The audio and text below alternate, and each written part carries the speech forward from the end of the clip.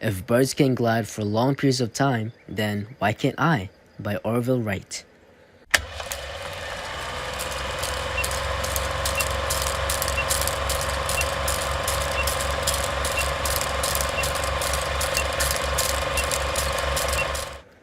For thousands of years, people have always looked to the sky and seen the birds, the clouds, the sun, and they have dreamt of flying. This dream of flight has inspired hundreds of people throughout history, from gliders to balloons and to planes. Technology has always been the answer to the ability to fly.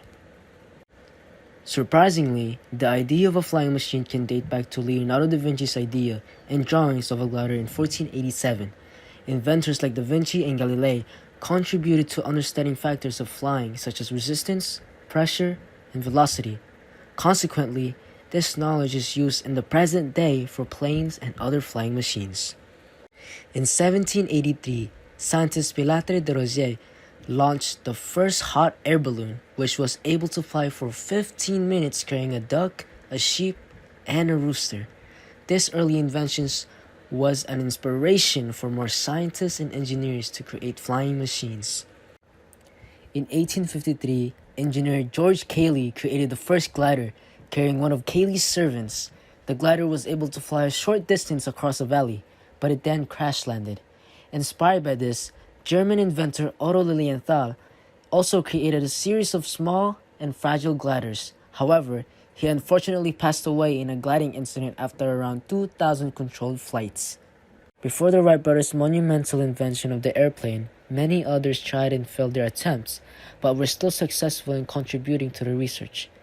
Many people experimented with methods to propel an airplane, including hot air engines, compressed air, and gunpowder.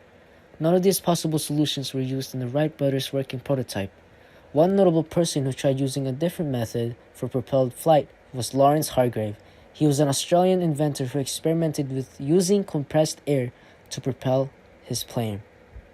The first heavier-than airplane was famously invented by the Wright brothers, Wilbur and Orville Wright.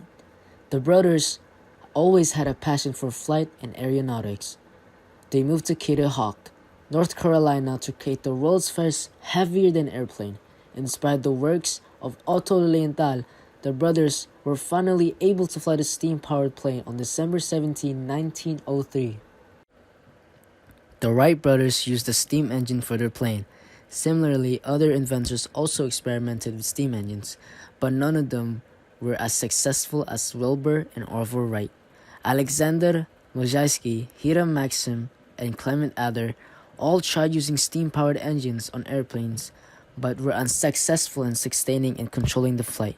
However, Samuel Pierpont Langley was able to make a sustained flight in 1896 with his large engines which flew 3/4 of a mile. Years later, planes and flying machines began to see use above the battlefield. The first airplane to be used for the war was an Italian pilot who flew a reconnaissance flight over enemy territory in 1911. This was during the Italo-Turkish War, which would later become World War I. Airplanes were not the only flying machines used during the war. Airships and Zeppelins were also used. However, these were not perfect war machines as they were large, slow, and shot down out of the sky often. Aircraft during World War I had not been perfected. However, decades later, World War II broke out, and planes quickly became powerful assets in the skies above the battlefield. Planes during the war required powerful engines for these small battle-ready machines.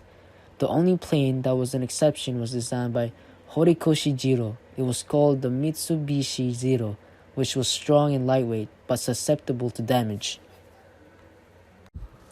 There were many other powerful planes used during the war, such as the British Supermarine Spitfire and the Hawker Hurricane, the German Bf-109, and of course the American gunman F-4F Wildcat, the Lockheed P-38, and the Curtiss P-40. Fighter planes were not the only kind of planes used in the air. Bomber planes such as the German Heinkel He 111, the Dornier Do-17, the American Boeing B-17, and the British Vickers Wellington. Though these large planes were heavy, they were very easy to attack, and nations began to use them mostly for nighttime bombing operations. During these times, planes were very powerful and reliable options, but these were not the only kind of flying machines. In the 1930s, Igor Sikorsky, Heinrich Floki, and Anton Flettner created designs for the helicopter. The first copter was called the Sikorsky 2/4, which was used for local American rescue missions. Germany also used their own versions called Flettner FL-282s for reconnaissance. Airplanes also made enormous improvements in the field of transportation. One of the very first airlines was a British group called Air Transport and Travel, which used planes called Airco DH-4A-8. These planes were able to carry a pilot and 2 passengers. Its first flight was in 1919, and these passenger planes have evolved for over a century to become a huge commercial aircraft that we use today. As time went by, new methods of air transportation were developed. In 1939, the first jet-powered aircraft was flown. It was called the Heinkel He-178. Following this, many other countries such as Germany and Britain began to design and create their own jet-powered aircrafts, such as the Republic F-84 Thunderjets, the F-86, and the F-102A Delta Dagger. From the hot air balloon to the first plane, to airships, fighter planes, helicopters, commercial airlines, and jet engines, airplanes have evolved from dreams to a reality. Some inventors are even engineering ways to fly without using any kind of aircraft. As technology advances, people will continue to innovate, and more will be inspired to achieve their dreams of flying.